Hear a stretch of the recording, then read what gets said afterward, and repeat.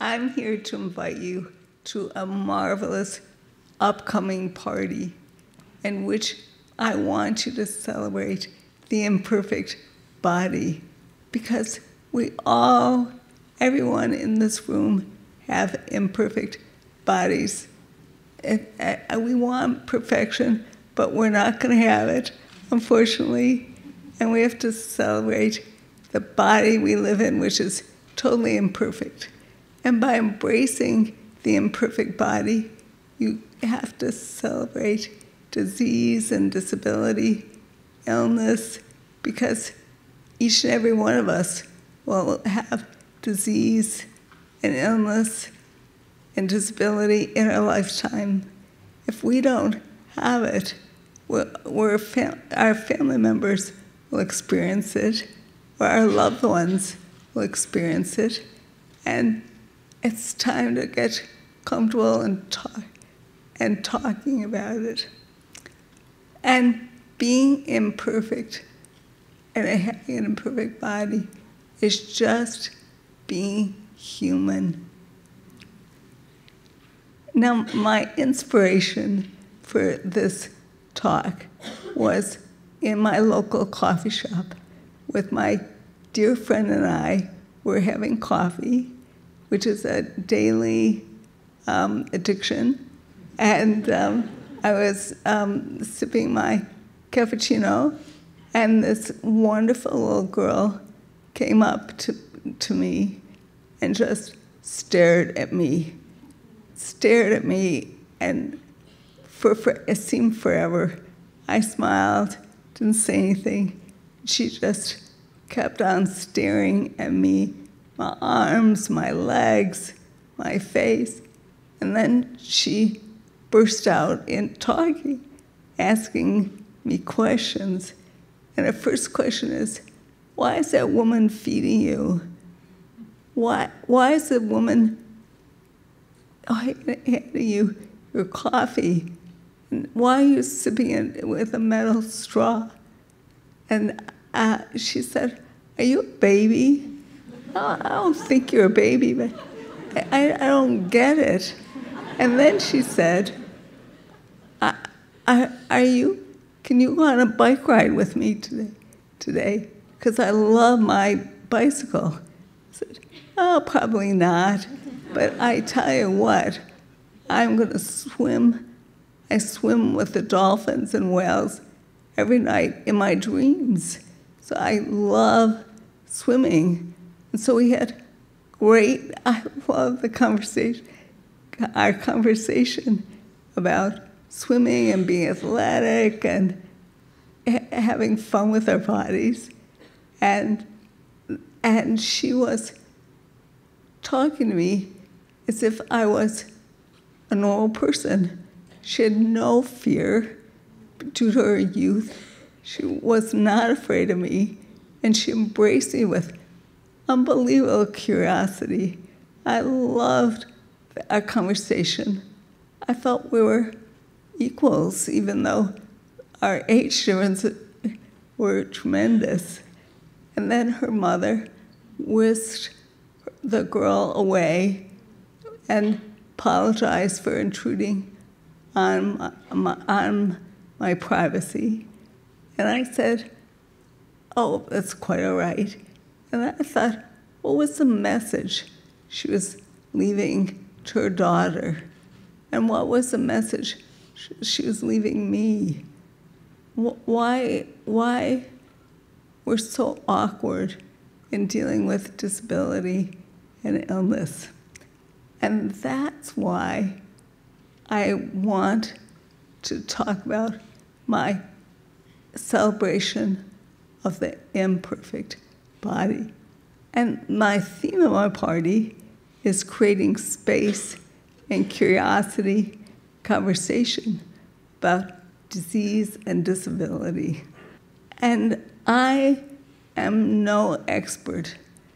And believe me, I'm so humble when talking about disease and disability. I'm learning how to live with illness, disability, day by day. And I am I'm probably not a kindergartner, but I'm definitely not past second grade. And I want to invite you to look at my imperfect body. I have multiple sclerosis, and I'm in a 365-pound wheelchair, because size does matter when you're talking about your wheelchair, you know. I'm trying to impress you by how heavy my wheelchair is. And I went using a cane to now a wheelchair, and in the past 10 years, I'm a quadriplegic. So I can't eat by myself, drink by myself, have to be transferred to bed, and life sucks in a lot of ways, sorry to say it. And I describe myself in medical language, which is I have a really messed up body.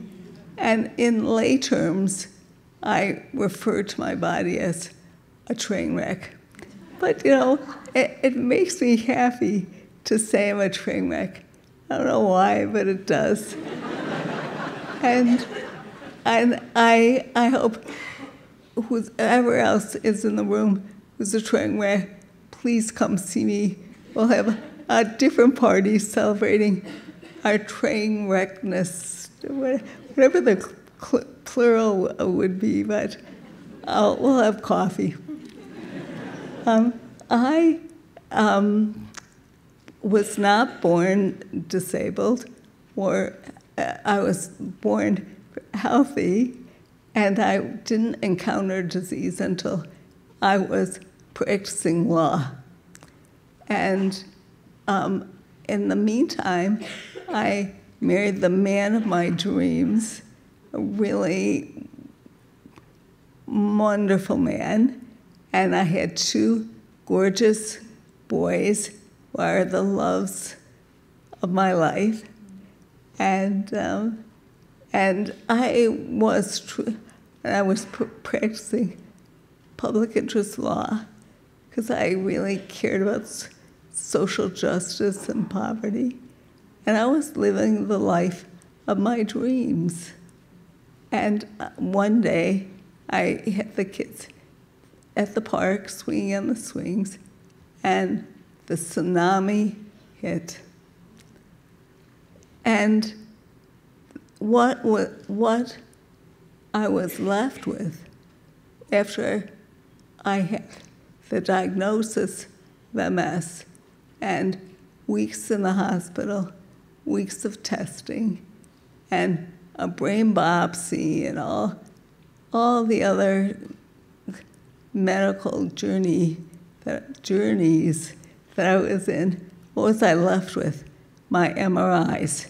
Because I had so many MRIs in the course of my diagnosis. And these are my MRIs before you. And to me, they were black, ugly, scary, Halloween-like images. And I refused to look at them. I refused to look at them, but they were tattooed on my forehead. I couldn't wash them off. They were constantly in the back of my memory and my mind. And I really refused to look at what was going on with my diagnosis in my life. I was in denial, which is, I think, a good thing. And I had my first existential crisis, which sounds much better than depression. Because, you know, I mean, I'm a Stanford grad, so I had an existential crisis, meaning, what the heck am I going to do? I want to lead a life of service.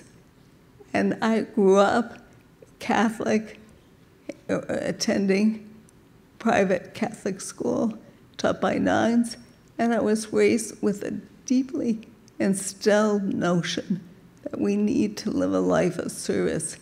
And I decided when I was very young that I was going to end poverty, no question. There'll be no poverty in the world when I grew up. Well, then when I went to law school, I was doing a job that let me feel like I was really of service to children in terms of helping them get the health care that they need, poor and disadvantaged children. And so what am I going to do next? I had no idea, but it wasn't a depression, just an existential crisis. And my voice returned, but it wasn't ever like the same. And I really didn't feel comfortable practicing law anymore. And a neighbor who was feeling sorry for me dragged me to an art class, kicking and screaming. I never liked art particularly.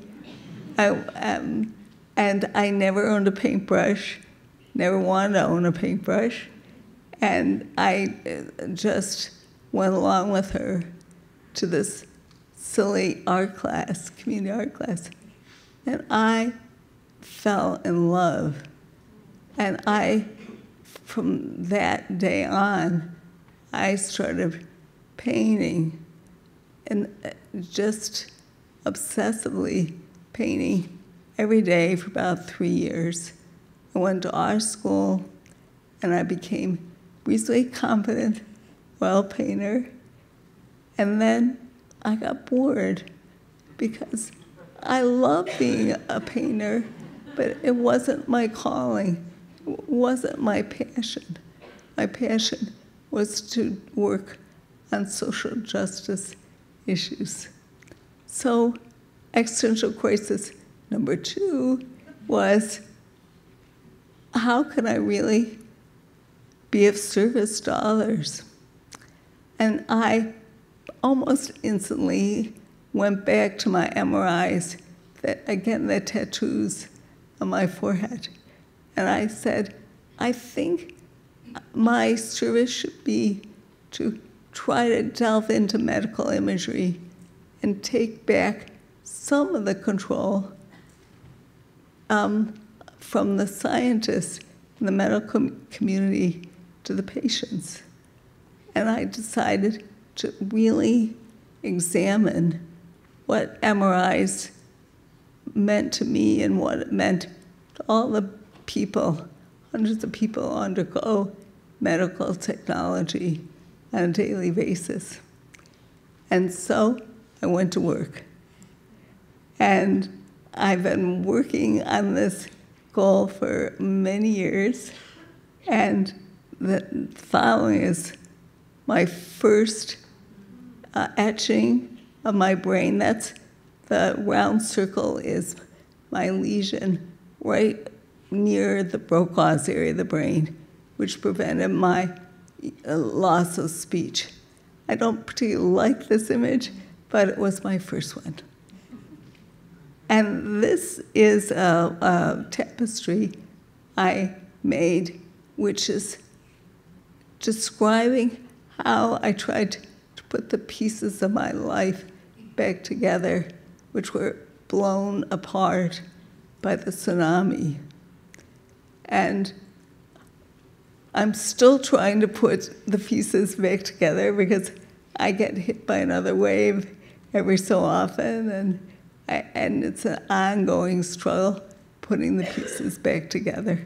And this piece had lots of medical journals and medical documentation, which I really like combining the experience of illness and the documentation of illness with my personal narrative. And this is called Conversations with Myself. And I love this image. Well, I guess I love all my images. I'm very narcissistic. I love my work. I guess it's very embarrassing to say. But I like this image because patients write to me a lot with various neurological diseases. I have a pretty big following in the ALS community, I don't know why, and brain tumors and other diseases I never had any thought of relating to. And it's really opened my eyes to other neurological illnesses and conversations with people all over the world. And it's been so gratifying. And hopefully I'm but offering a new vocabulary for patients to see themselves and see their brains. And for scientists, offering a new vocabulary, visual vocabulary, and medical professionals, as well as patients and family members. So that's what I love about this slide. This is my etching called bird brain. This is from the lower brain stem, where I had 2 big lesions in the lower brain stem, which probably resulted in my quadriplegia. And I love it because I found birds in the lower brain stem, and my family has historically described me as a bird brain. And I refused to confirm or deny this on the grounds that it may tend to incriminate me, but I love it, the idea that maybe it's proof that I am a bird brain. This image is about the mess of illness, the chaos of illness, and the pulsating vibrancy of the color. So it's depression, it's learning to cope, and the light seeping into your body. So it's sort of trying to represent all parts of illness. This is my piece called Valentine, and I love it because it represents to me the heart.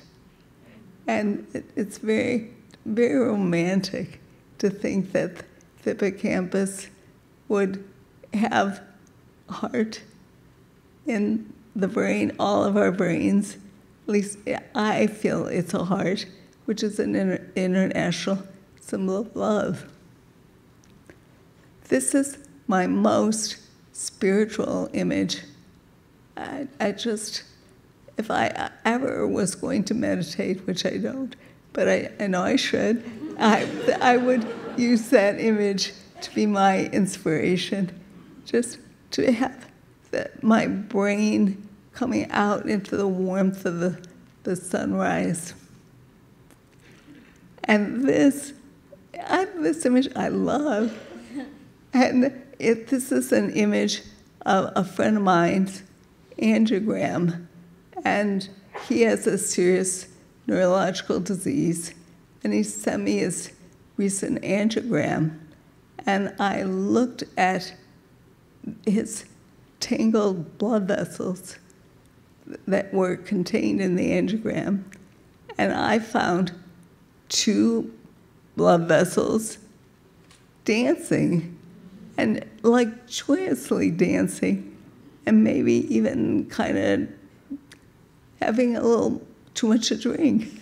To me, it's like, oh, how you can find joy and just happiness in the most bizarre places. my friend Mark, who has this, that was his angiogram, hangs that piece in his living room. Again, it's taking back the medical technology and allowing it to be in the patient's living room. And I want to ask you if you can join me in trying to create spaces where we can tell our stories of illness and where we can listen to our stories, tell stories, listen to stories, and learn from each other in the hope